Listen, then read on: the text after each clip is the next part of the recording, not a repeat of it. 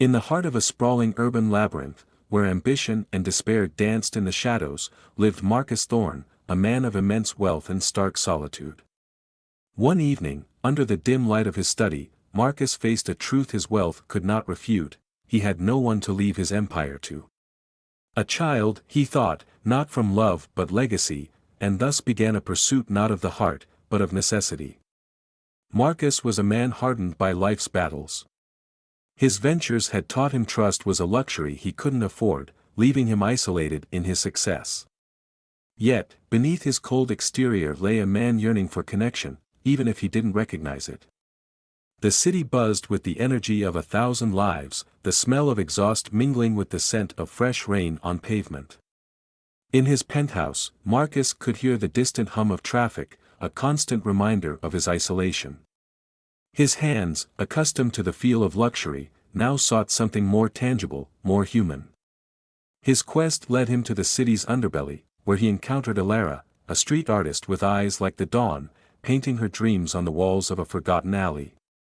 Her life was one of struggle, yet she exuded a warmth that Marcus found unsettling. From despair in his solitude, Marcus's heart began to open to the possibility of change. One fateful night, Marcus approached Elara, his tone as sharp as the city's skyline. "I have a proposition," he said, his voice like steel. Elara, her paintbrush paused, responded with a guarded laugh, "And what could a man like you want from someone like me?" As they sat in a quaint café, worlds apart yet momentarily united by coffee steam, Elara shared her story, her voice a soft melody against the city's cacophony. Marcus, listening, felt a connection he couldn't explain, a pull towards something he had long denied himself. Elara's plight was a mirror to Marcus's soul, both were prisoners of their circumstances, bound by fear, hers of the streets, his of vulnerability.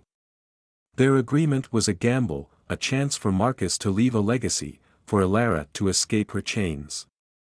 Elara, cautious yet intrigued, agreed to Marcus's proposal. The terms were laid out: she would carry his child, be provided for, and upon the child's birth, walk away with enough to start anew. But life, as Marcus was about to learn, wasn't something one could control like a business deal.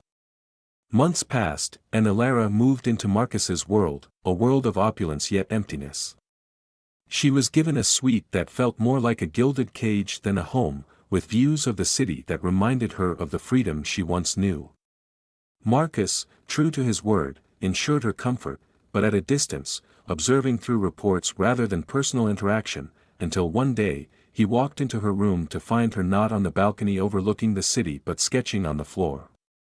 "What are you drawing?" Marcus asked, his voice softening for the first time. Elara looked up, surprised, then showed him a sketch of the city as seen from the street level, a place Marcus had not truly looked at in years. "It's where life happens," she said simply, her eyes challenging him to see beyond his glass towers. This moment sparked a change in Marcus. He began to join her for meals, asking about her day, her art, her dreams. Each conversation was like chipping away at the ice around his heart. As Elara's pregnancy progressed, so did their relationship, from a contractual obligation to something more human, more real. During a routine medical checkup, the doctor revealed the unexpected news of twins. The revelation struck Marcus like a new chapter in his life's book, one he hadn't anticipated. He watched Elara's face light up with a mixture of joy and shock, her hand instinctively resting on her belly. For the first time, Marcus felt fear, not for his business ventures, but for the lives he was about to help bring into the world. In the delivery room, as the cries of the newborns filled the air, Marcus felt a shift in his core beliefs. Holding each tiny life, he understood the weight of his responsibilities, the depth of his feelings, far beyond what any contract could dictate. Elara, exhausted yet radiant, looked at Marcus with eyes full of questions. Was this the end of their agreement, or the beginning of something more? The contract loomed over them, a reminder of what was supposed to happen next. But Marcus, in an act of defiance against his own nature, tore the contract into pieces, letting them fall like leaves in autumn. "I can't let you go," Marcus said, his voice rough with emotion. "I can't let this be just a transaction. Elara, tears streaming down her face, felt a mix of joy and fear. She had grown to love Marcus, not for his wealth but for the glimpses of the man beneath. But the fear of being discarded once again loomed large. "I want to stay," she whispered, "but I need to know this isn't just about the twins."